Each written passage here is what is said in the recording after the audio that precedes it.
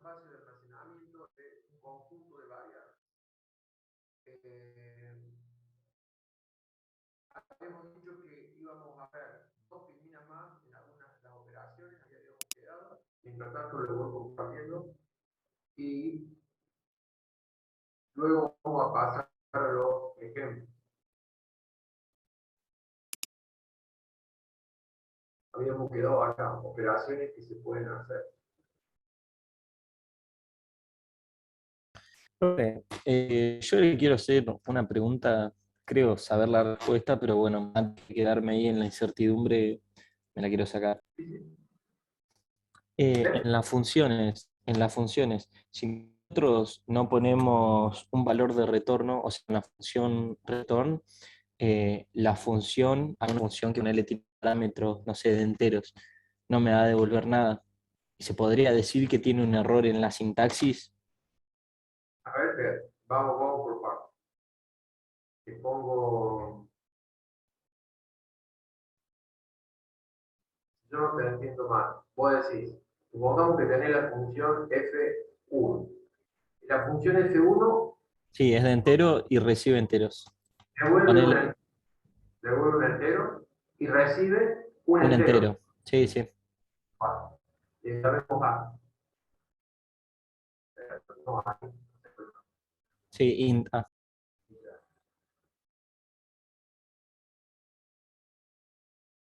Supongamos. Podría no ponerle nombre, ¿no? Prototipo. Ese es el prototipo. Vale. Para evitar escribir de más, vuelvo y digo, acá está la llave que se abre y acá está la llave que se cierra.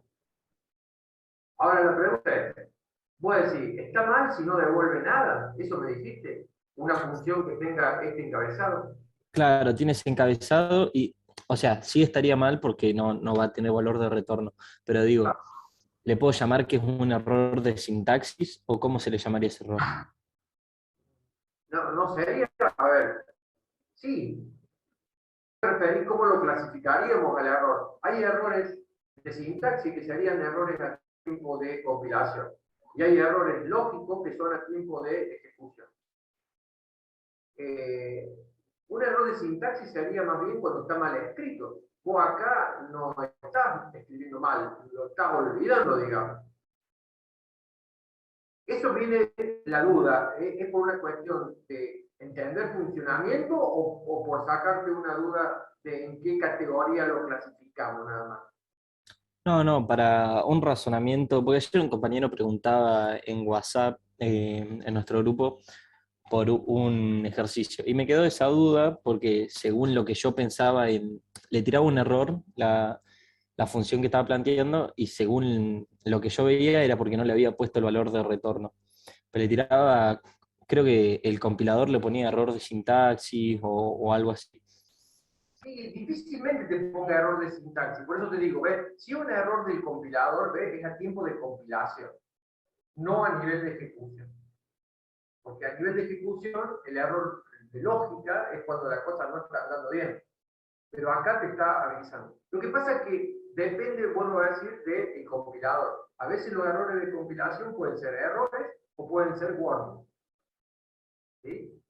No son errores, son warnings. Pero depende de cómo pueda estar seteado o configurado el compilador o la herramienta. Suponete, una clásica es con el main. El main también se le pone así, int. Y acá, por ejemplo, void. Void. Y este es el main. Y la llave, y la llave. Entonces, acá te obliga, eso te obliga a poner un return, ¿sí? Claro, creo que tira un warning si no le A pones ver, el retorno. bueno, ahí está, return 1, por ejemplo. Eso evita el warning, pero no es un error. Pero, por ejemplo, depende de los compiladores, a veces cuando se encuentran con esto y vos no lo pones, por defecto te devuelven un... ¿Se entiende lo que estoy diciendo? Bien, sí, sí, sí. Y eso está seteado así y uno ni sabe. Y dice, no, mire, cuando el mail tiene que devolver un int, si usted no le pone el return 1, no importa, y le pone lo mismo. Y en verdad tiene razón, pero a media tiene razón. Tiene razón en la medida en que el compilador puede llegar a estar seteado así. Con el main pasa, ¿no? Pero con las otras probablemente no. Entonces, Bien. yo diría que vos clasifique conceptualmente los errores a nivel de compilación o a nivel de ejecución. Los errores a nivel de ejecución se llaman errores lógicos, de lógica. Hay algo que vos la pensaste mal, digamos, por eso no anda después cuando se cae. No, pero esos, corríjame si me equivoco, ¿no? El compilador te los pone como, no sé, por ejemplo, error.exe o warning.exe. Por eso, si te pone warning, no es error, es warning. Pero a veces el mismo tema en otro te dice que es error. ¿Me entiendes lo que te digo? Entonces, Bien, al bien. final, uno dice, al final que es un warning no es un error. Bueno, muchas veces depende, la mayoría de las veces lo que es error y lo que es warning es warning. Pero en algún caso particular, como por ejemplo esto que vos estás planteando, puede llegar a ser simplemente un warning que te dice que no estás devolviendo algo. Profe, hay gente en la sala de espera. Ah, ok, no lo estoy viendo en este momento.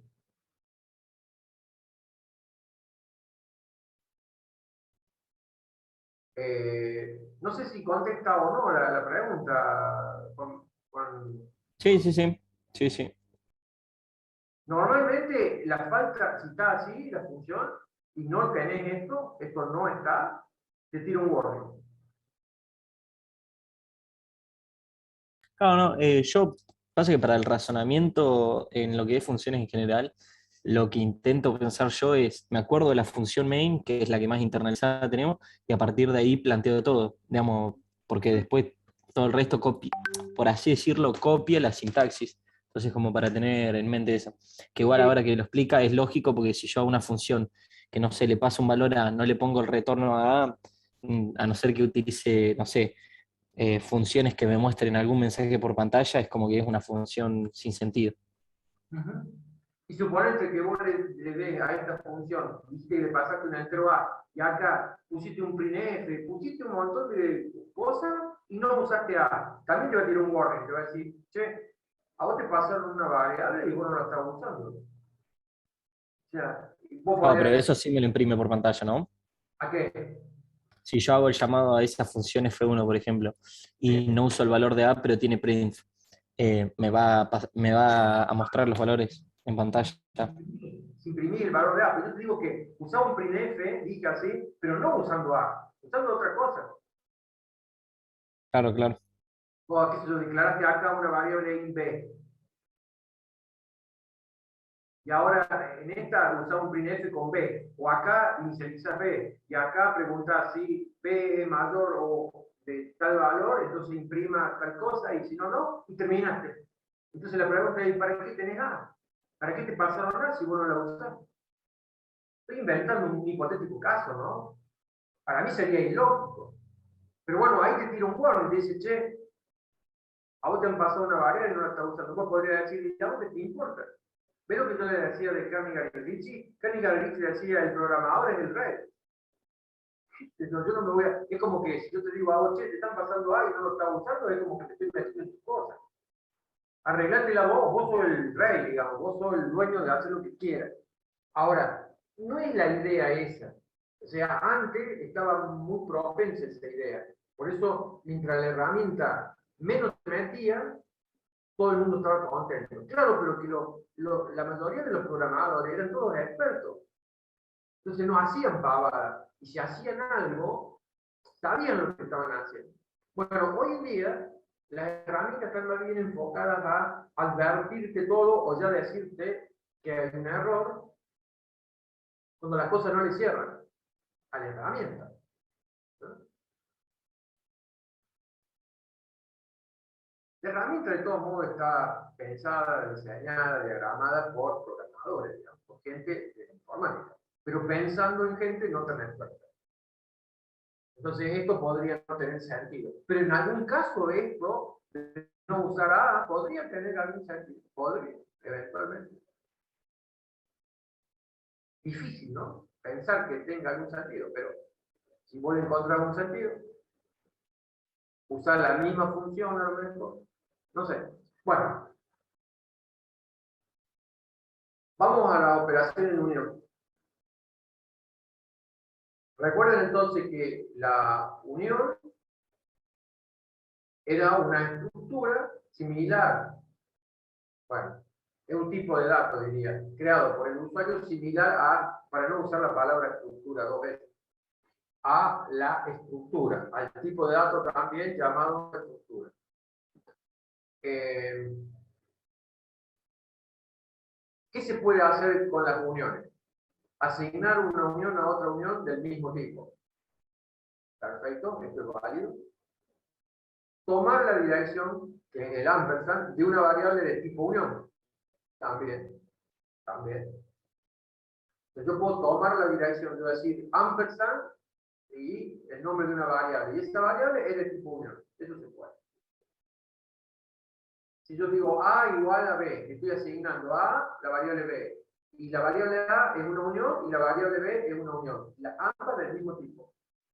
Eso es válido, una asignación. Acceder a los miembros de la unión de la misma forma o modo en que se acceden a los miembros de la estructura. Era usando dos operadores, el operador punto y el operador flecha. Para poder usar el operador punto, usted tiene que usar el nombre de la variable que constituye la unión. Y si usted tiene un puntero a una unión, entonces usa ese puntero con el operador flecha y el nombre, obviamente, de la variable que forma la unión. O sea, el nombre de un miembro de la unión. De esa forma, usted puede acceder individualmente a los miembros de la unión. Que no se puede. Es muy poco lo que no se puede, pero hay que tenerlo en cuenta. Comparar las uniones usando estos operadores. Esto sería, si son iguales las uniones, si son idénticas, no es asignación, es de comparación. Y si son distintas. Y ahí, esto es exactamente lo mismo que las estructuras. Esto depende muchas veces de los procesadores en las máquinas.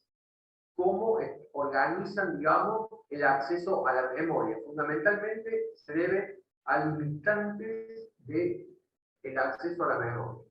Los procesadores, digamos, modernos, en los sistemas de 32 o de 64 bits, acceden a la memoria de a palabra, no de a bytes. Es decir, 4 bytes se escriben a la memoria o se leen de la memoria. Entonces, por ejemplo, cuando usted tiene una unión, uno de los miembros, que es un char, el char ocupa un solo byte.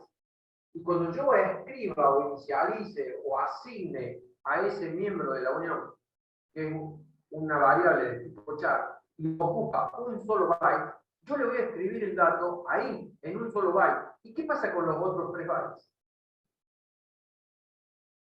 ¿Qué pasa con los otros 3 bytes? Quedan indefinidos, quedan con el valor que tiene la memoria en ese momento. Si yo después tomara otra unión, distinta a esta, pero que son del mismo tipo, obviamente, para poder compararla, si yo intentara hacer eso, no se puede, pero digo, si yo intentara, le escribo esa otra unión, está en otro espacio de memoria, ocupa la misma cantidad, sí, la misma cantidad que la otra. Ahora yo le escribo el mismo valor, pero de vuelta, como accede a la memoria de 4 bytes, me escribe un solo byte y los otros 3 quedan indefinidos. Entonces, cuando yo ahora quiero comparar, la comparación la va a hacer con toda la unión, y toda la unión tiene 4 bytes, no uno solo.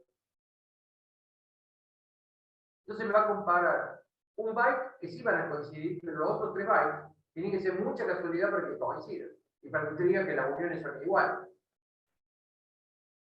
Entonces directamente no se puede hacer uso de estos operadores. O sea, digo, decir que no se puede hacer uso de estos operadores es decir que no se pueden comparar las uniones. Bueno.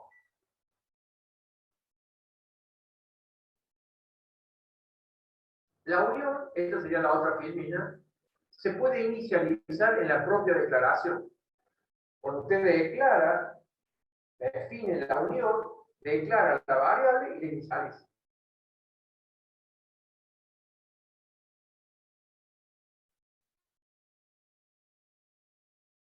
Una unión se puede inicializar con un valor del mismo tipo que el primer miembro de la unión. Esa es la clave acá. Yo tengo una unión, tengo entero x y un doble y. Obviamente x es una variable de tipo entera, con un formato. Y es una variable de tipo double, o sea, es doble precisión, es float, digamos, pero double tiene más espacio de almacenamiento. Bueno, en un sistema de 32 bits, x sería 32 bits, double sería 64 bits. La unión, llamada número en este caso, tomaría el espacio, ¿se acuerdan? Del que tiene mayor cantidad de bytes de almacenamiento. En este caso, el double. Entonces, la unión number en memoria ocupa 8 bytes. Cuando yo quiero hacer esto, por ejemplo, esto es correcto. Declaro la variable como una unión de tipo number. Y le asigno, en la misma línea que estoy declarando valor, como una unión de tipo number, le asigno, entre llave, el número 10. El 10 es un valor entero. Y coincide con el tipo de dato del primer miembro de la unión, que es X, que es un entero. Entonces, esto es correcto. Yo no podría hacer lo que sigue. Esto es incorrecto. Declaro la variable valor como una unión de tipo number y le asigno como valor inicial 1.43. 1.43 claramente es un float. Y un float no se condice con el tipo de datos que soporta el primer miembro de la unión. Entonces, esto no va. Esto sí. Esto para decir que cuando yo declare la variable, la inicializo a la propia unión, a esta variable llamada valor. Esto sí, esto no. Bueno, y aquí ahora sí arrancamos con el primer ejemplo. De todos estos ejemplos que yo les había dicho, de los 5 ejemplos, hoy vamos a ver si llegamos hasta el 4. Yo estimo que sí lo tenemos que poder completar. Con el otro grupo, a la tarde, llegamos hasta el 4B. Bueno, no tan bien, llegamos juntos, pero llegamos bien, digamos, pero llegando juntos. Entonces, espero también acá que ocurra lo mismo. Fíjense, diferencia de formato entre el entero y el double. Hablar del double es hablar, como dije antes, de un float, pero con doble precisión. Por eso es la palabra double. Pero ese tipo de dato soporta un número de puntos flotantes. El número de puntos flotantes lo recordamos, vamos a recordar, que tiene más o menos, indica si el número es positivo o negativo, tiene una mantisa y lo multiplica por la base elevado a un exponente. ¿No? Bueno, supongamos que yo tengo el número 228 en base 10 y yo lo quiero poner en esta forma. 228, que es esta sucesión de 1 y 0 en base 2, esto es algo entero. Pero si yo lo quiero poner en el formato de punto flotante, yo desplazo la coma o el punto que está acá a la derecha, una vez, 2 veces, 3 veces, 4, 5, 6, 7, lo pongo acá. Yo lo pongo acá para que esto siga igual, entonces 1.11001, porque estos ceros a la derecha del punto ya no tiene sentido ponerlo. Acá tenía sentido porque el punto estaba acá. Estos 7 lugares los tengo que multiplicar por 2 a la 7. Esto es lo mismo, no se dejen engañar, digamos, porque es base 2. Es lo mismo en base 10. Supóngase, yo tengo, a ver, 725. El punto está acá, eso es un número entero, pero si yo agarro y le corro la coma acá, esto es en base 10. Digo una vez, dos veces. Esto es lo mismo que poner 7.25 por 10 elevado al cuadrado. Porque corrí la coma un lugar, dos lugares a la izquierda. ¿Estamos de acuerdo? Fíjense, 10 al cuadrado de 100. Multipliquen 7.25 por 100, te da 725, que es lo que nosotros arrancamos. ¿Sí? A ver, ¿lo están viendo eso o no? Sí, profe. Bien. Entonces, había dicho de que acá es lo mismo. Si yo estoy en base 2, lo único que cambia, antes yo puse 10 porque estaba bien un número decimal, de la base era 10. Acá pongo 2 porque está bien binario, es binario, base 2. Este número es el 228. Bueno, eso que habíamos visto al comienzo del año, digamos, con la materia esta, donde vimos los sistemas de numeración. A ver, en forma de repaso, había un polinomio que usábamos, ¿sí?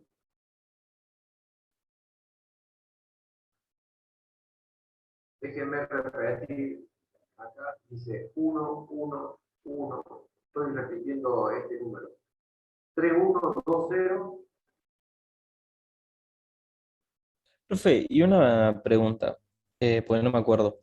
Acá, entonces, ¿qué signo le pondríamos? Pues en teoría es positivo, pero arranca con un 1. No, no, por eso, acá en papel y lápiz esto es positivo, 228 es positivo. Sí. Por eso esto es como si fuera papel y lápiz. No tiene nada que ver que acá sea un 1. Esto no es el bit de signo, por ahora no es el bit de signo esto. Esto Ah, es bien, bien. O sea, acá yo le tendría que poner un menos. Y yo puedo usar papel y lápiz. Después vamos a ver que el signo más o menos pasa a ser un menos. Pero ya lo vamos a ver. Quería mostrar esto, que esto es el 228. En la fórmula del polinomio, decíamos que un número cada dígito tiene un valor posicional y un valor en sí mismo. O sea, el 0 en sí mismo vale 0. Pero de acuerdo a la posición tiene un valor. Ese valor empieza desde el menos significativo, es 2 a la 0, que es 1. Luego 2 a la 1, que es 2. El valor posicional. Luego es 4. El siguiente es 8. Y así se va duplicando. 16, 32, 64 y 128. Entonces, cuando uno en el polinomio quiere resolverlo, dice 1 por el valor posicional. 1 por 128 y 128. Entonces, lo que uno termina en la conversión es sumando los valores posicionales de aquellos dígitos cuyo valor sea 1. Porque cuando tú tengas 0 por 16 es 0. Todo número multiplicado por 0 me va a ser. Y todo número multiplicado por 1 es el propio número. Entonces, es el valor posicional. Entonces, si ustedes suman acá 128, le suman 64, luego 32, luego 4, eso debería dar el 228. 8 y 4, 12 y 2, 14, 14 y 4, 18. Digo 1. 2 más 1, 3, más 6, 9, más 3, 12. Digo 1, y esto es 2. Ahí está, 228. Entonces, esto demuestra que la representación de 1 y 0 en base 2 corresponde al 228 en base 10. Bueno, ahora le corría la coma 7 posiciones. Entonces, esto me queda en base 2 y multiplicado por 2 elevado a la 7. Y ahora sí lo tengo en el formato de puntos flotantes. Entonces, ahora ese número, el float, tiene 32 bits de representación. Entonces, acá hay 3 campos, uno para la mantilla, otro para el exponente y otro para el signo. Entonces, si el número era positivo, el bit de signo va a ser 0. Si el número es negativo, el bit de signo va a ser 1. Como acá es positivo, acá viene el bit de signo 0. El exponente, acá está, es 7. Entonces usted tiene 0, 0, 0, 0, 0, 1, 1, 1 es el 7 para el exponente. Y la mantisa es todo esto. Entonces tiene 3, 1, 0, 0, 1, 0. 1, 1, 1. 3, 1. 2, 0. Y luego 1, 1. Acá está. Y todo lo demás son 0. Entonces, los 32 bits tienen 23 bits para la mantisa, 8 bits para el exponente y un bit de signo. Eso me da 32. Ahora, la observación que se hace es, en el formato, en la memoria, no queda guardada la mantisa, se le gana un bit. ¿Por qué? Porque cada vez que yo corra la coma, lo voy a llevar de manera que la parte entera, o sea, lo que está a la izquierda del punto, siempre va a ser 1. Porque así yo la normalizo, digamos. Yo digo, lleve el punto hasta que encuentre 1 punto y algo. Entonces, todas las mantisas, el primer bit va a ser 1. Entonces, en la mantisa. Entonces se dijo, no, en la memoria vamos a guardar la fracción de la mantisa. Del punto a la derecha es lo que se guarda. No toda la mantisa. Toda la mantisa es 1,11001. Bueno, usted guarde solamente la fracción. Esto ya lo hemos visto, porque esto yo lo copié de Filmina de la primera clase. Lo que pasa es que hace tanto que puede estar olvidado. Por eso lo repaso. Cualquier cosa, van y ven de vuelta allá. Pero, a ver, van a encontrar más o menos lo mismo, porque esto es resumen, pero... Entonces ahora la fracción, ¿ven? Por eso acá le pone fracción. Tiene 1, 1, 2, 0 y 1. 2, 0 y 1. Y todo lo demás 0. Con eso, ¿qué logramos? Ganarle un bit. Tengo un bit más para la fracción de la matriz. Simplemente eso. Bueno. Y ahora, el tema pasa que este bit de signo es para el más menos. Pero ¿qué pasa con el exponente? El exponente podría ser negativo, esto podría ser 1,1 por 2 a la menos 7. ¿No? Entonces, el exponente, uno diría, bueno, pongámosle un bit de signo al exponente y trabajémoslo. No.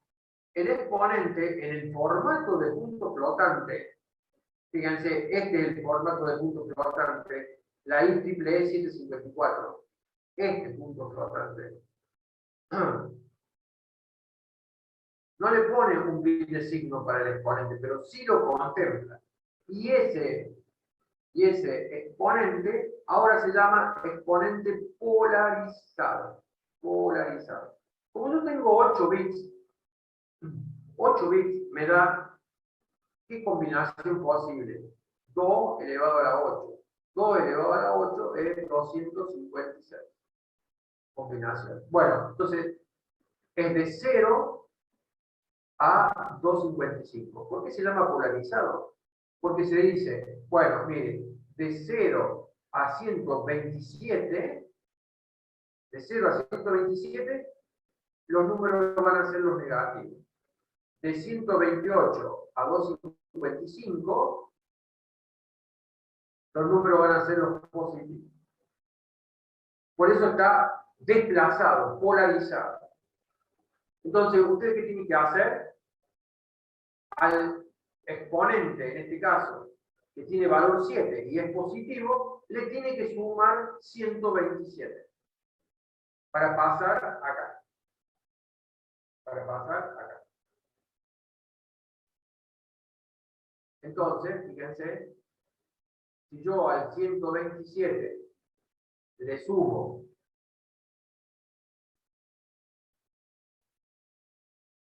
7,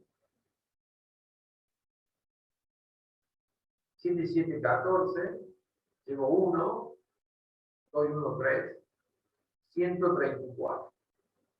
134 grados. Entonces, tengo que representar el 134 en el exponente polarizado para llegar del exponente número 7, que como habíamos puesto acá, al exponente polarizado. Entonces, 134 tiene un 1 acá, eso es valor posicional 128. Fíjense, acá lo había hecho. Un 1 ahí es 128.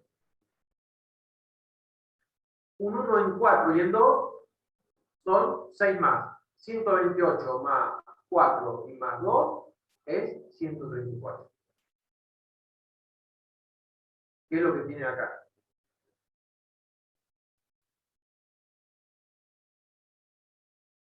Acá tiene, ¿ves? 1 y 1. Esto es el 134. Eso es lo que se guarda en los 8 bits que corresponde al exponente polarizado. Eso para incluirle el bit de signo implícitamente al exponente, sin que haya un bit explícito para el signo. Este formato, entonces, en estos 23 bits se guarda la fracción de la matriz que ya explicamos lo que era.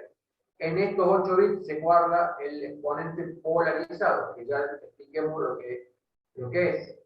Y en este bit se guarda el bit de signo. Acá sí, un 0 es positivo y un 1 es negativo.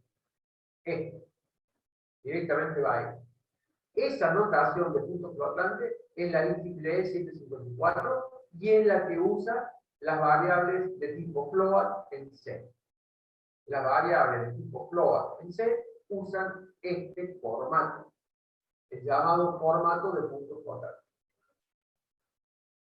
Pero acá no me dice que el float, me dice el double. ¿Qué hace el double? Agranda esto. El formato es el mismo, pero ahora la cantidad de bits para la fracción de la matriz, la cantidad de bits para el exponente polarizado se aumentó. ¿A cuánto? Al doble, en total, ¿no? En vez de tener 32 bits disponibles, ahora tengo 64. A ver, esperen un cachito, ya pasamos acá. ¿Ven? El formato simple tiene total de bits 32. Formato de punto flotante de simple y doble precisión. Bit de signo 1, exponente 8, fracción 23. Esto es el float.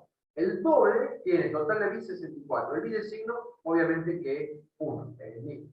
Pero el exponente en vez de 8 se va a 11 y la fracción de la matriz de 23 pasa a 52. Entonces tiene mayor precisión. Esa es la única diferencia entre el float y el doble. Pero el formato es el mismo. Hay un campo para la fracción de la matriz, otro campo para el exponente polarizado y otro campo para el signo. ¿Cómo es el formato de un número entero? Si yo declarara esta variable int, a, bueno, en la memoria un entero ocupa 32 bits. Este es el bit de signo y estos 31 bits son el dato. Y como el dato es 228 y este es el dato, yo tengo acá, ven, los 8 bits menos significativos, tengo este valor. O sea que yo en la memoria, los 32 bits ocupados por un entero sería este número. Y fíjense, este mismo número, pero expresado en punto flotante, en la memoria tiene este valor. Si ustedes comparan, este valor no tiene nada que ver con este valor. Sin embargo, ambos representan el mismo número que es el 228, aunque en diferentes formatos. Este en formato de entero, este en formato de punto flotante. ¿Estamos de acuerdo, Kai? Sí, profe. Entonces, ¿por qué estamos poniendo esto? Porque queremos ver justamente esa diferencia, la queremos apreciar. ¿Cómo puedo yo apreciar algo que en la memoria yo no lo veo? Usted diría, bueno, desde C, este ejemplo número 1, para poder apreciar y observar esa diferencia de formato entre el entero y el doble, vamos a usar una unión. Vamos a definir una unión que tenga como miembro a un entero y a un doble. Y luego vamos a escribirle a uno de ellos un valor determinado. Y luego lo vamos a leer. Cuando yo lo lea en el mismo formato en el cual yo lo escribí, voy a tener que leer el mismo valor que yo escribí. Voy a leer el mismo valor que recibo. Ahora, si lo hago en el otro formato, voy a leer cualquier cosa, no el mismo valor. Y esa es la idea, digamos, de este ejemplo. Ejemplo, diría hasta tonto, pero me permite hacer uso de la unión. Recuerden que estos ejemplos son para uniones. Entonces, tengo la definición de esta unión llamada número. Tengo el entero X y el doble Y. Ambos comparten el mismo espacio de almacenamiento, pero mientras el entero ocupa 32 bits, el doble ocupa 64 bits. En la unión número, cuando declaro una variable, como acá, unión number valor, defino esta variable. Cuando yo la declare la variable, recién ahí paso a ocupar espacio de almacenamiento, o sea, espacio de memoria. ¿Cuántos bytes va a ocupar la variable valor? Si valor es una unión de tipo número y número, la unión de tipo número está definida acá.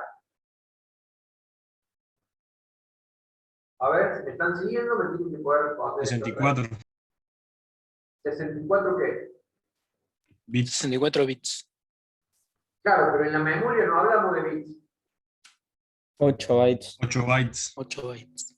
Muy bien, 8 bytes. 8 bytes. Que es el tamaño del miembro de la unión más grande. Porque el entero, ¿cuánto necesita? 4 bytes. 4 bytes. Entonces, la variable valor ocupa en la memoria 8 bytes. Entonces, ahora miren lo que hacemos. Valor.x. Ahí usamos el operador, ¿sí? El operador punto. El nombre de la variable, que es el nombre de una variable de tipo unión, y el miembro, x. Y le asignamos el valor 100. Y ahora simplemente imprimo. Pongo 100 en el miembro entero e imprimo ambos miembros. Valor, el entero es valor.x y el doble es valor.y. Si usted lo hace así, y si ambos tuvieran el mismo formato, usted debería obtener el mismo resultado. Pero no lo va a obtener porque los formatos son distintos. Entonces, Profe, ¿el porciento ese es de porciento extracts? este porciento es el formateador del FINEF. Esto, el primero es para una cadena de caracteres. Y acá está. Coloque 100 en el miembro entero. Ese es Ah, bien. Lo imprime y lo escribe todo en la misma sentencia. y después tiene un barra n, por lo tanto va a cambiar de línea. Después tiene otro porciento ese con barra n, para escribir la otra línea. Después tiene un tercero con barra n, que es este. Y luego un porciento d, que es el valor.x, con barra n. Y después tiene dos barra n, o sea, lo separa bien. Y tiene otro porciento de, bueno, usted lo sigue valor, que es el otro, el double ahora sería. Y el valor.i es con el formato de punto flotar. Y después barra n, barra n, barra n. Conclusión. Cuando Bien. en la pantalla le sale esto. Entonces, el entero ve 100. Colocó 100 en el miembro entero e imprime ambos miembros. El entero le da 100 y el double, mire lo que aparece. O sea, no es lo mismo. Pero después, a continuación, acá, usted le escribe 100.0 en value.i. Coloca un doble dentro de la misma unión y vuelve a imprimir los dos. Y ahora, cuando imprime los dos, el entero le da 0 y el double le da 100. Esto como consecuencia de que no tienen el mismo formato. Fíjense, el entero le da 0 porque está tirado a la derecha, digamos, mire acá. Cuando usted tiene acá, si usted a este formato me dijera, a ver, mostrame los 8 bits menos significativos. Está, a ver, perdón, estos serían 32 bits, pero como esto es doble, tiene 64, tiene el doble, toda esta información va a estar tirada en la parte alta. en los 32 bits más significativos. Y todo lo que está a la derecha, ¿ves? Cuando ya se le acabó, empieza a llenar con 0.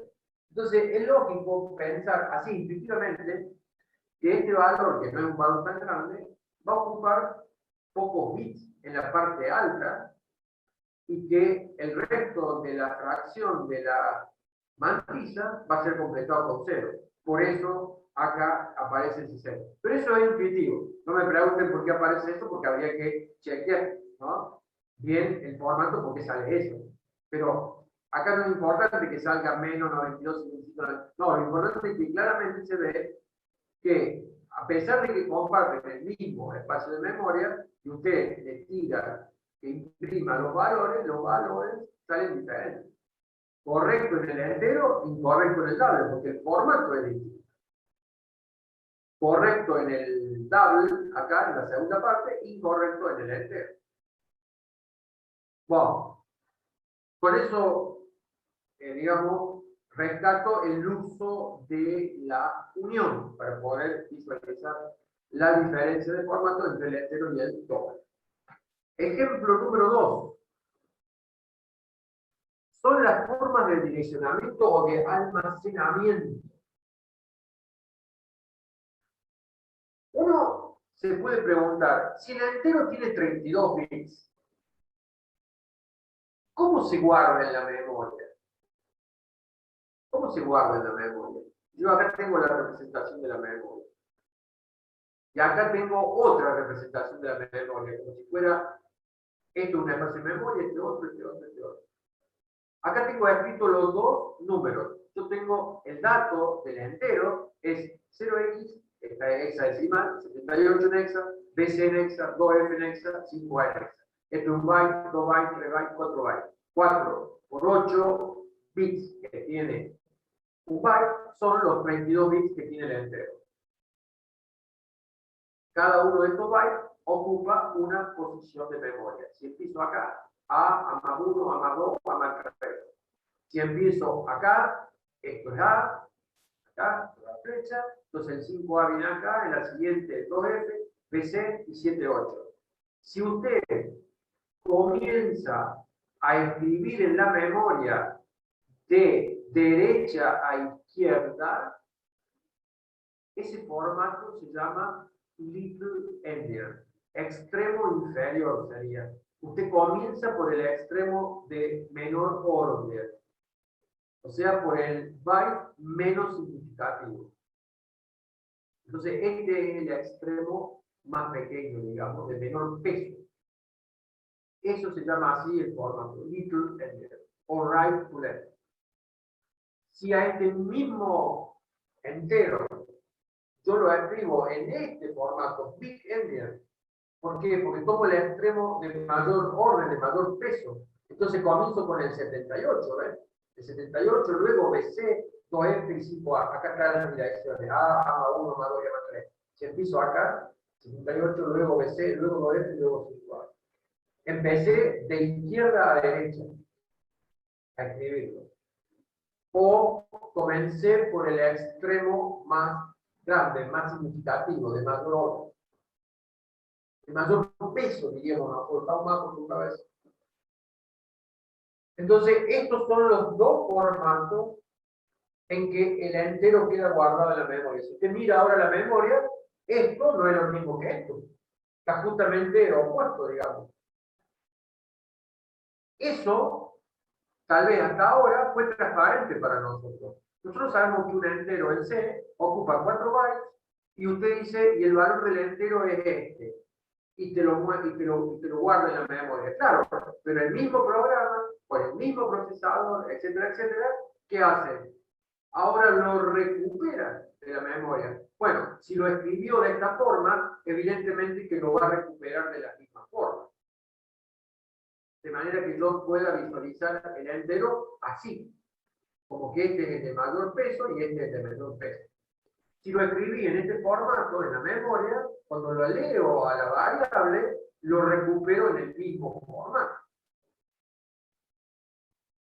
Profesor, ¿y cuál es la ventaja de utilizar un formato u el otro? No, ninguna. ¿Y Ventaja no para tiene- qué existen los dos formatos? Pregúntele usted a los fabricantes de los microprocesadores. Porque a algún microprocesador se le ocurrió de una forma y a otro fabricante dijo, ¿por qué tengo que adoptar esa forma? Yo voy a adoptar la otra. Así de simple. Digamos Ah, que, o sea que depende de la estructura del hardware, digamos, claro, sería, bueno, esa claro, sería entonces la respuesta. sí, sí. Bueno, Hay procesadores que soportan este formato, Little Endian. Y hay otros que soportan Big Endian. ¿Y dónde vino el problema? Por eso también lo traigo a la luz. Dije, estos ejemplos son también como de cultura general de la informática, digamos. Esto muchas veces pasa desapercibido para la mayoría de los programadores. No se metan tan en el bajo nivel. Dicen, bueno, va la memoria, ya está. Pero ahora sigue preguntándose, ¿y cómo va la memoria? De esta forma, traduciríamos en este formato o en este otro formato. Mientras usted tenga el mismo procesador, por eso no sale a la luz, porque no hay problema, porque en el mismo formato que graba es el mismo formato que lee. Entonces usted para arriba, en los niveles de abstracción, usted no tiene problemas. ¿Sabe dónde están los problemas? Cuando se empezó a popularizar el uso de las redes. Porque yo ahora tengo toda esta información en la memoria. Y yo armo de la memoria, del contenido de mi memoria, armo el paquete de datos que voy a enviar por la red. Entonces, tomo la memoria y supongamos que el dato de esta variable fue grabado así, de este formato. Bueno, cuando yo tengo el paquete entero armado, lo transmito por la red. Entonces, el otro recibe este byte, este byte, este byte, este byte, y acá empieza este.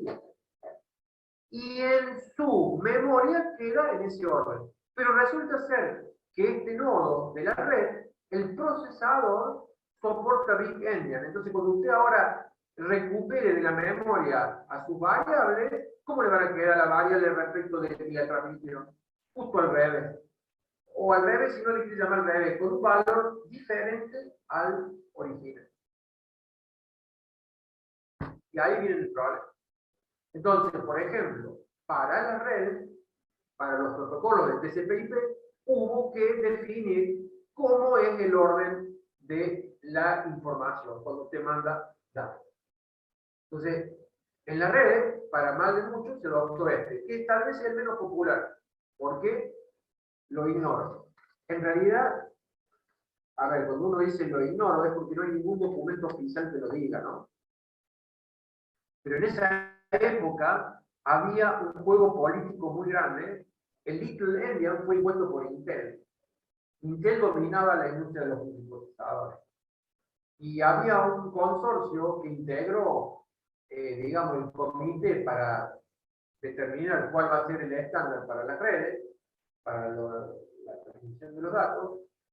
Y yo creo que había ya una disputa política que querían voltear a Intel, sacarlo de eso, que muchos consideraban que en esa época era como, ¿cómo se dice? Cuando es dominante demasiado una empresa. Monopolio. Un monopolio. Que Intel era algo monopólico. Entonces, ¿qué vamos a hacer? Vamos a hacer la contra. Lo vamos a arrancar. Esos rumores corrieron, ¿no? Pero eso no está oficialmente registrado en ningún lado, por lo cual, digamos, ese comité determinó que el formato para las redes es diferente. Y sí, o es este o este otro, digamos. En fin. Wow. La pregunta ahora es, en su máquina, en su procesador, ¿qué formato soporta? A mí me gustaría saberlo, ahora que sé que puede haber formatos distintos, yo quisiera saber si mi máquina tiene un procesador que soporta Little Endian o Big Endian. Bueno, para eso, este es el ejemplo. Vamos a hacer uso de una unión nuevamente. Nos va a permitir poder hacer unas pocas líneas de código y poder determinar si nuestro procesador es Little Endian o Big Endian en su formato de almacenar la información en la memoria. Fíjense acá, veamos la unión. Este va a ser el código y esta es la definición de la unión junto con la variable. No se dejen engañar por el long, long, porque esto es con mayúscula. O sea, acá yo le podría haber puesto A es long. Bueno, long, long. En realidad no lo pongo yo, digamos. Es tomado de algún lado esto. Ya ni recuerdo de dónde. De alguna revista. La verdad es que no lo recuerdo. Lo tengo armado de hace un tiempo y ya no. Escuchen, char, char, char, char. La idea, ¿no? La idea de poner así. Puede ser práctico o puede ser tonto, digamos, no sé, como quieran. Porque si no, ¿por qué pone la variable A y la variable B? ¿Por qué no pone otras cosas? Bueno, long, char a veces puede ser útil para algún tipo de cosa. Como no puedo llamarla con el mismo tipo de datos, porque es una palabra reservada, char por minúscula. Entonces se usa char por mayúscula, long por mayúscula para long. Bueno, la unión tiene dos miembros. ¿Cuáles son los miembros de esta unión? Supongamos en sistemas de 32 bits. ¿Cuánto ocupa una variable de tipo long?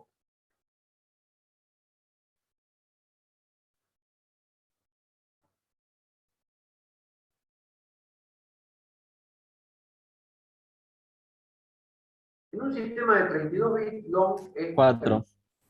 Sí, 4 bytes. 4 bytes. Ocupa 4 bytes o 32 bits.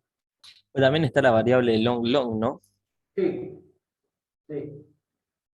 Por eso digo, no se dejen engañar por el long long, porque esta no es long long, ¿no? Porque para No, que no, porque pueda, se distingue entre mayúsculas y minúsculas. claro, el juego ese. Wow. Entonces, esta es una variable, llámale A si querés, que es long, o sea que tiene 4 bytes. Entonces, long tiene 4 bytes. Acá está. Y char es un arreglo de caracteres. Sí, pero ¿de cuántos elementos? 4 bytes también. En este caso va a ser 4 bytes. Pero acá como está escrito, fíjense, es interesante destacar el uso del size of. Porque entre corchetes está size of de long. Entonces, ¿qué me daba ese operador a tiempo de compilación? Me da el tamaño de, lo dice el mismo nombre, size es medida, tamaño de. Me da el tamaño de un long. Si el long en mi sistema de 32 bits es 4 bytes, entonces esto es un arreglo, perdón, de 4 caracteres. Y ahí está. Entonces, char por mayúscula es char de 0, char de 1, char de 2, char de 3. Profe, ¿y ese U punto coma, que después lo usamos como para simplificar el nombre de la unión, cómo se le llamaba? ¿O no tiene nombre? ¿A dónde me está? A ver, dígame de vuelta, que me perdí, yo no lo entiendo. Eh, Abajo del arreglo ese de char, en el fin de la llave de unión, que Sí. aparece U punto y coma. ¿Eso tiene un nombre? O sea, que sería como un prototipo de la unión o No, no, una abreviación la del nombre. variable. Esta es la variable. Esta es la variable que está declarada y definida. Esta es una variable unión que en la misma línea donde usted declara la variable está definiendo cómo es la unión. O sea que esto es, digo una misma línea a pesar de que usted puede ver 1, 2, 3 y 4, pero el punto y coma está acá. Entonces, U es una unión y que está definida de esta forma. ¿Está bien, Potro? Sí, creo. No sé si esa era la pregunta tuya, vos me hablaste de esta U. Claro, porque, o sea, yo la necesito a esa U para después usarlo con los operadores punto o flecha, o Claro, esa U no es puedo donde llamar, la por vas a ver. ejemplo, unión punto long. Acá la vamos a usar, a la U. Claro, y en vez de poner U, por ejemplo, no puedo poner unión, por ejemplo. No, no, porque unión es como la palabra estructura o como la palabra arreglo. Vos no podés poner arreglo después, vos tenés que poner el nombre del arreglo. El nombre es la variable. Es lo mismo. O sea, el arreglo es un tipo de dato, la unión es un tipo de dato, la estructura es un tipo de dato. Vos cuando declaras una variable, le das un nombre a la variable y decís qué tipo de datos soporta. ¿Qué tipo de datos va a almacenar? Bueno, la variable es U. La variable es U. Yo estoy señalando acá en mi pantalla con el lapicero. La variable es U y vos la estás declarando que es del tipo de dato unión. ¿Y por qué la unión no lleva un nombre acá? Porque vos lo estás definiendo en la misma línea. Si yo lo hiciera en líneas separadas, esta definición no puede quedar así. Fíjate cuando hemos hablado de uniones acá, mirá, ¿ves? Acá, unión number. ¿Por qué? Acá estaba la definición de la unión number. ¿Ves que yo tengo que poner unión number? Yo tengo que poner un nombre. Y tengo la definición. ¿Por qué? Porque, y acá cierro la llave punto y coma, porque no está en la misma línea. Ahora, valor es el nombre de la variable. Y digo que valor es una variable que es una unión de tipo number. No puedo poner que valor es una unión solamente, porque puede haber muchas uniones. No, es esta en particular. Pero cuando vos tenés en la misma línea la declaración de la variable y la definición de la unión, ahí no necesitas nombre. Si le querés poner nombre, le podés poner nombre. Pero no es necesario, no es obligatorio, porque vos decís que U es una unión, sí, ¿de qué tipo? De este tipo, acá te lo estoy definiendo.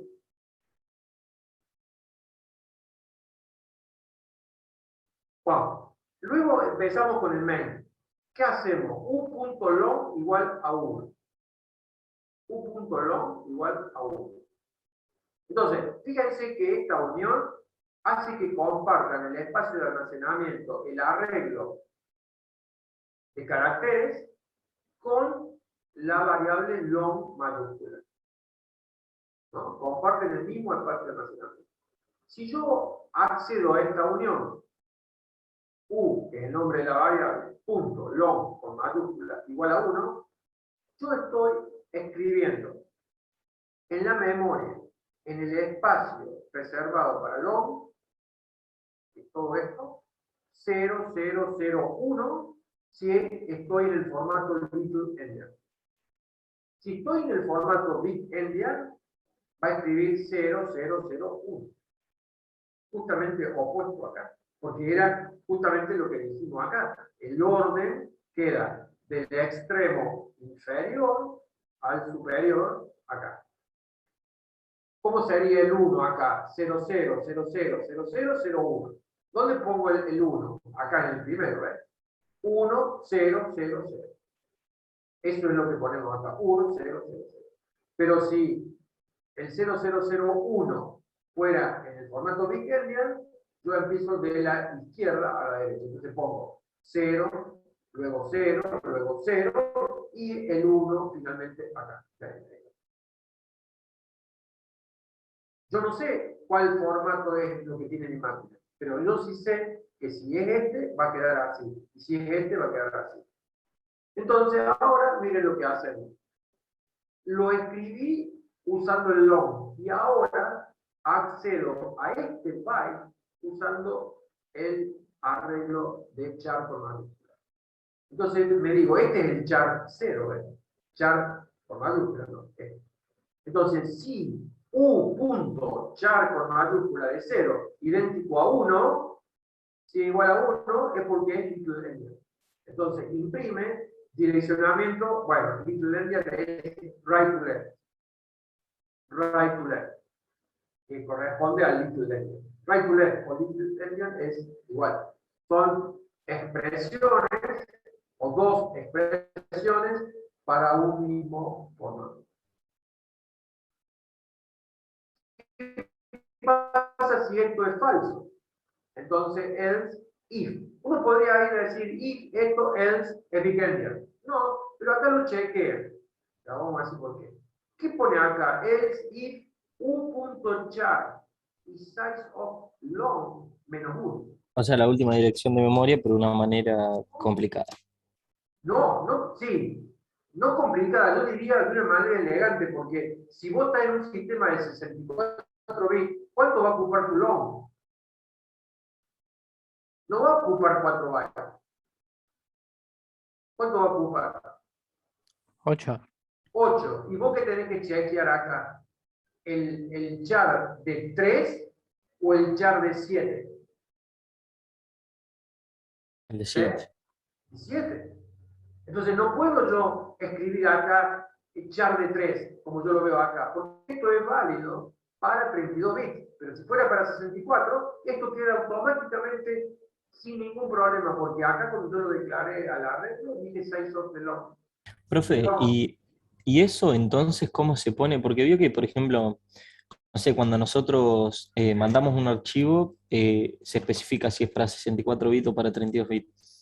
En estos casos que está programado para que no importe, o mejor dicho, que el mismo programa lea si es para 62 o para 64, ¿cómo se mandan? A ver, acá lo que vos querés determinar es qué formato usa tu procesador, no si el sistema es de 32 bits o de 64. Queremos saber este formato, esta forma, si lo hace así o lo hace así. Con lo cual, este size of de long, si long es 4, size of de long me va a dar 4, menos 1, 3. Entonces accedo al char de 3. Y pregunto si es igual a 1. Entonces accedo acá y dice, ¿es igual a 1? Si es sí, entonces imprime, el direccionamiento es de izquierda a derecha. De izquierda a derecha, es este. Empezando por el de mayor orden. Entonces en la memoria tendría 0, 0, 0, 0. Y se tendría que acabar porque son los dos. Pero ¿qué pasaría? Dice, si esto le dio falso y esto le dio falso. O sea, la conclusión hasta ahí sería que no es ni bit endian ni bit endian. ¿Y cuál va a ser? Entonces, el último else dice, else printf, direccionamiento es extraño. No sabe. Pero eso no le va a dar nunca, al día de hoy, digo, ¿no? No le va a dar nunca. Tal vez en un futuro eso podría cambiar. Y en ese caso, esto seguiría siendo válido. Pero ¿por qué no va a cambiar? Porque no va a haber otra forma. A ver, porque es una forma lógica esta. ¿Cómo usted lo lleva a la memoria? Usted tiene este dato así. Usted en el mundo occidental la escribe de izquierda a derecha, o sea que el dato es así y así. Por eso acá dice mayor orden, mayor orden. Este es el menor, el byte de menor peso. Lo mismo que usted cuando dice ahora, llévamelo a la memoria. Y yo voy a escribir, por eso acá es tal cual lo que está acá. Más que este nombre, pero este nombre es el que se le llama en las redes, en los procesadores, se llama fonético. Esto sería más para programación, ¿vale? ¿Cómo lo voy a escribir yo en la memoria? Empezando por qué extremo, por este. Entonces, yo estoy escribiendo, perdón, no acá, acá, el left to right. Si escribo primero este, estoy primero, segundo, tercero y cuarto. No, usted dice, voy a empezar por el de menos peso. Entonces, primero, segundo, tercero y cuarto. Yo creo que a nadie se le va a ocurrir decir, che, no, voy a empezar acá, primero, segundo, tercero y cuarto. No, mejor primero, segundo, tercero y cuarto. ¿Usted cree que a alguien se le ocurriría eso? Ahora, todas las combinaciones son posibles. Pero claramente usted empieza correlativamente por el de mayor peso, entonces lo hace así, o empieza por el de menor peso y lo hace así. Si alguien me dice que lógicamente se le ocurre cosas así como yo le digo, primero, segundo, tercero y cuarto. No, primero, segundo, tercero y cuarto este. No, mejor, primero, segundo, tercero y cuarto. Bueno, allá usted. Este programita, este pequeño código que es un if, else if y else printf, dice o individualiza claramente el formato little endian o el big endian. Y si hubiera otro diferente a estos dos, te dice que el direccionamiento es extraño. ¿Se entendió? Pero, conclusión, volvemos a usar una unión para poder obtener esto. O sea, al compartir el mismo espacio de almacenamiento, yo lo puedo usar con uno de los miembros, acceder al espacio de memoria con a través de uno de los miembros o a través del otro miembro. Profe, lo que no entiendo es para qué hace el u.long igual a 1. y para poder meter este 1 o acá o acá. Podría haber puesto igual a 5. Acá te hubiera aparecido un 5 o un 5. Es poner un dato cualquiera, que sea menor. Bien. Porque después le preguntas si es igual a 1. Si acá le escribí 5, acá pregunta igual a 5, igual a 5. Tiene que ser un valor chico, de manera que entre en un byte. No le podés poner 300, porque 300 te va a ocupar este byte y este byte. Después va a tener que controlar 2 bytes. No, uno solo. Si con uno es suficiente.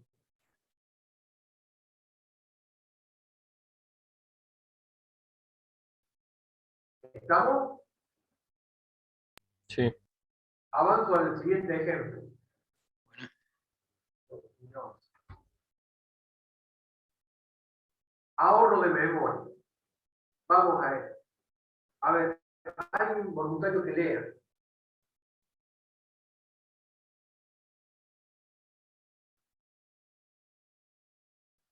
Tudela, que suele ser el lector oficial.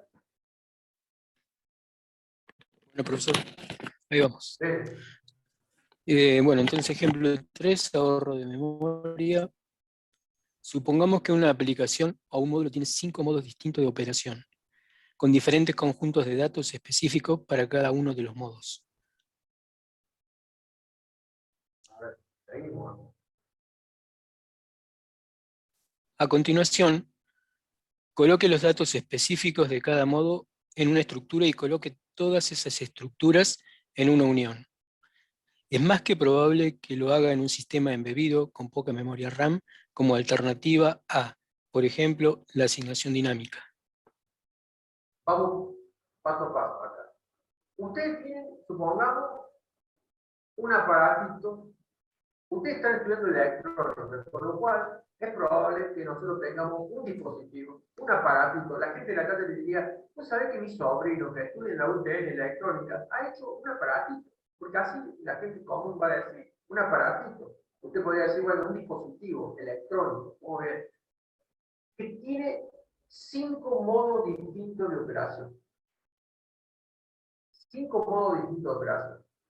¿Qué le dice ese sentido común? Que si yo lo tengo en el modo de operación 1, no va a estar en el modo de operación 1. No puede estar ni en el modo de operación 2, ni 3, ni 4, ni 5, porque está en el 1. O sea que un modo de operación distinto, como dice acá, tiene 5 modos distintos de operación.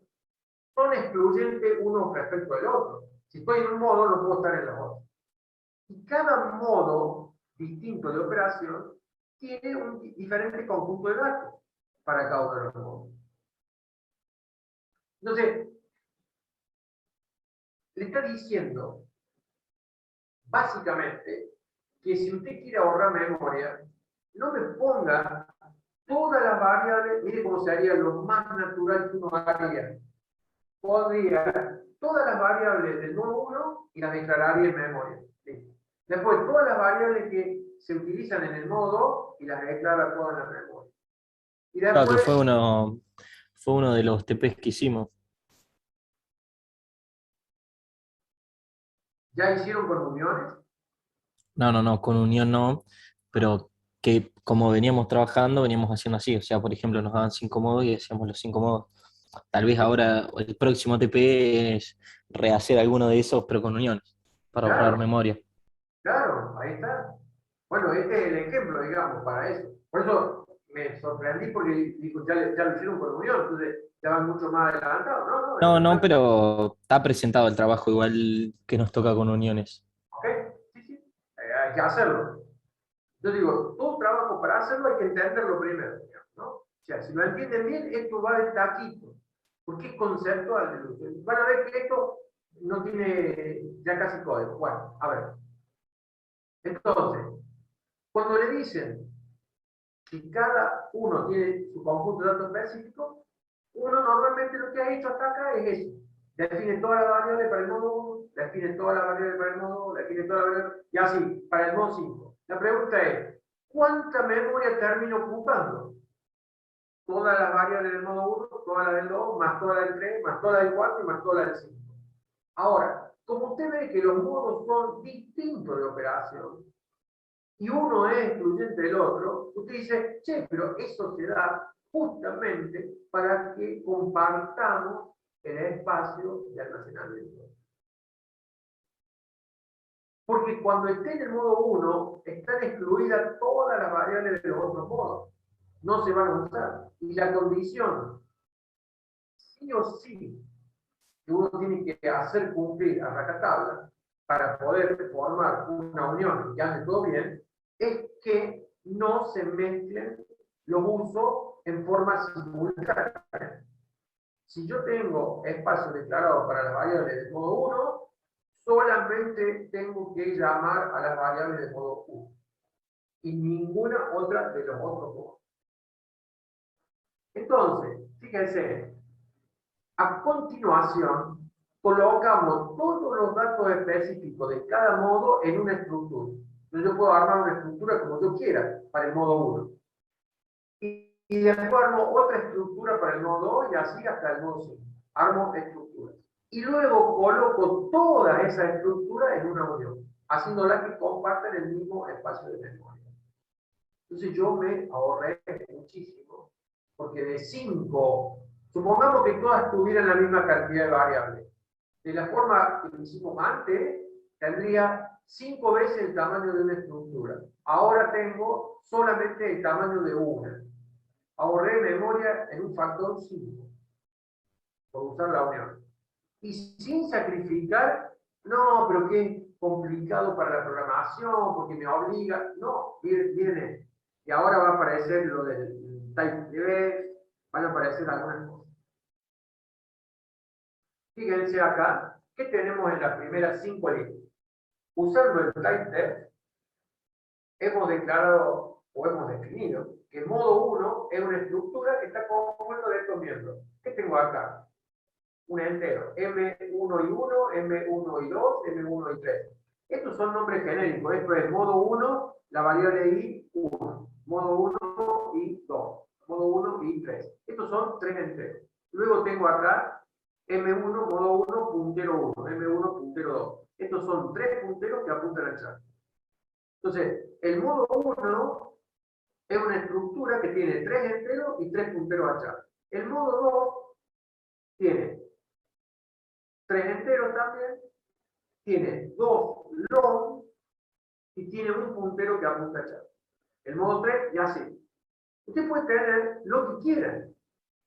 Acá puede haber más variables que otros, o esta que pareciera ser la que menos variables tiene.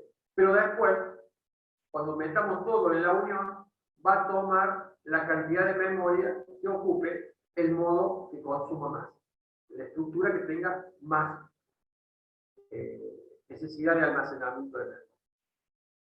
Entonces ahora cuando decimos que metemos todas estas estructuras en una unión, fíjense, dato 1 es modo 1. O sea, dato 1 es una estructura. Dato 2 es otra estructura, pero de tipo modo 2. Acá está definida. Con el type 3, que lo vimos en la clase pasada. Dato 3 es una estructura modo 3, dato 4 es modo 4, dato 5 es modo 5. Todas están metidas en una unión y a esa unión la variable es dato-u. Dato-u es una variable que es una unión de estructuras. Entonces fíjense cómo las estructuras están compartiendo el mismo espacio de almacenamiento en esta unión. Y ahora, para poder usarlo, usted tendría que usar los operadores punto, porque tengo el nombre de la variable. Entonces, dato-u punto dato 1 punto M1 y 1. M1 y 1.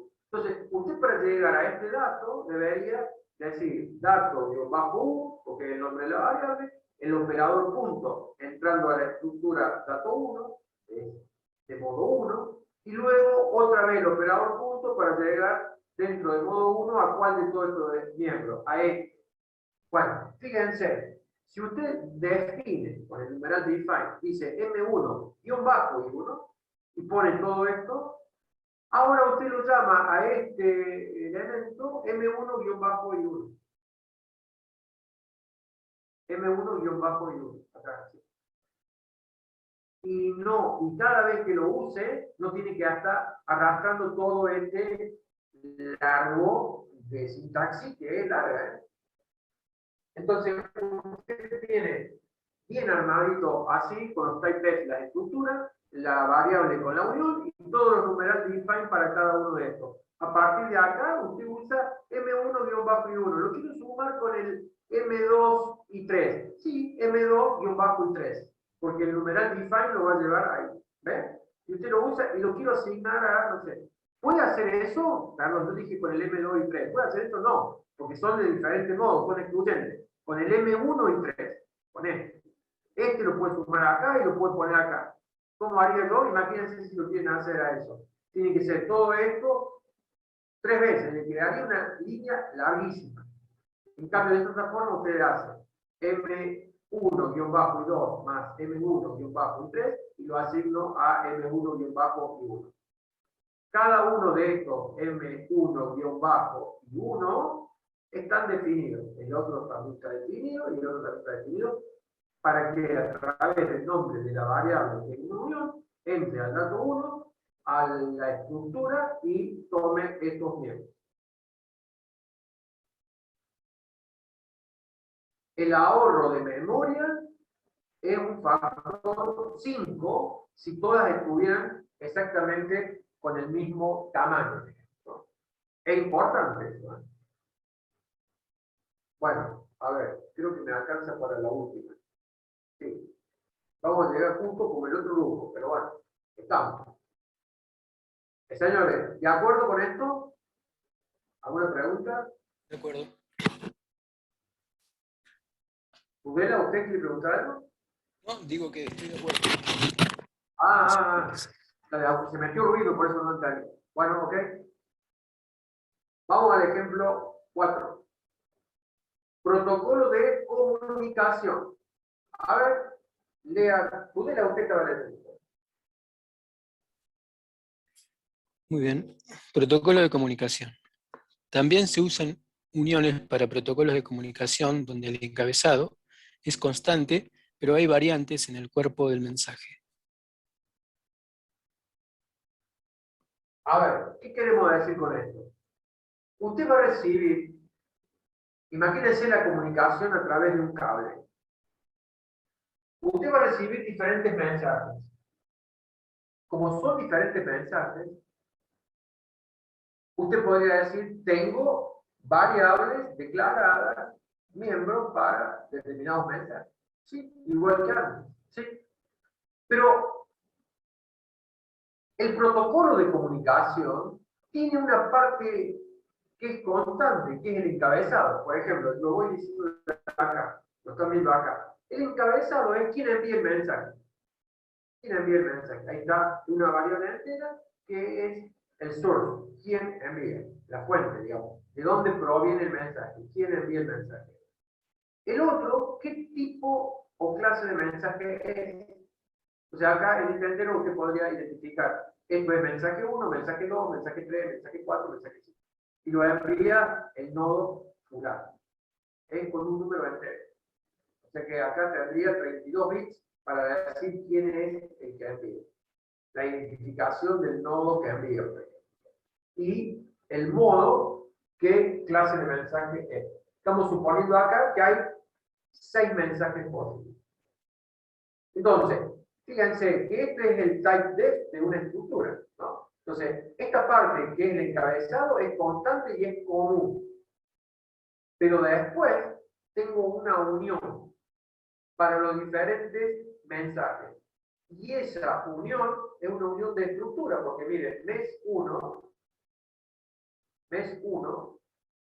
con un typedef digo que esta es una estructura, y de vuelta, M1, mensaje 1 y 1, mensaje 1 y 2, etc. Lo mismo nombre estructurante, pero ahora es mensaje. Antes era modo, ahora es mensaje 1. Para cada uno de ellos. Todo esto es exactamente igual que antes. Pero ahora, M-M1 es una estructura de tipo mensaje 1. Esta otra variable es una estructura de tipo mensaje 2. Y así para los 6 mensajes posibles. Esta unión de estructura, fíjense, ¿no? Ahora está metido dentro de una estructura. O sea que yo tengo acá unión de estructura que son un miembro de otra estructura. Esto es lo más complejo también. ¿Lo ven claro eso? Fíjate, esta unión es M-U. Y la estructura esta termina en una declaración o definición y en la palabra mensaje es el nombre de la variable. Entonces, si yo tengo que analizar todo esto, empiezo por acá. Mensaje. Primera cosa, ¿qué es mensaje? Uno diría, ¿qué es mensaje? Una estructura. ¿De qué tipo? No tiene nombre porque la estoy definiendo en la misma línea. Pero acá claramente digo que esto es una estructura.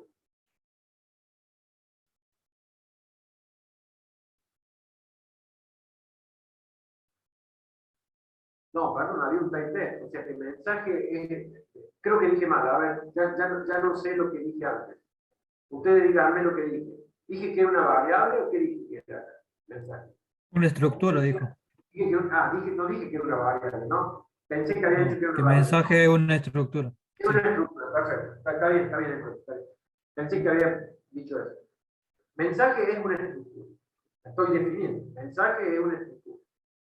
Y esa estructura, ¿qué miembros tiene? Source, type, que son enteros, y luego tengo una unión. Y esta unión comparte el mismo espacio de almacenamiento. ¿Qué miembros de unión son estos? Estructuras. Porque estos son los tipos, que son estructuras. Entonces yo tengo una unión de estructuras. M-U es el nombre de la variable que es una unión de este tipo. Así como tengo mSource, el nombre del entero, mType, el nombre del entero, M-U es el nombre de la unión, que está definida acá mismo. Y todo esto son los miembros de la estructura llamada mensaje.